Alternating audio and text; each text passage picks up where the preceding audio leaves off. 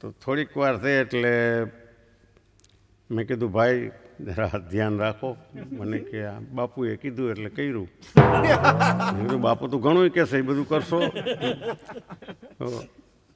ત્યાં તો વરી પાછા બાપુ કે હવે આપણે તમે બધા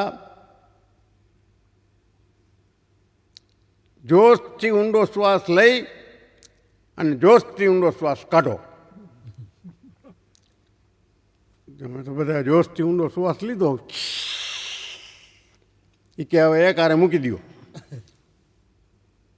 કે મારી બાજુમાં ભાઈ હતા ને એને ઓલા બાજુવાળા ભાઈ છે ને એનો કાંઠલો પકડ્યો હતો. શું કામ બાઈ ગયા હોય આપણે કાંઈ ખબર ન હોય શું.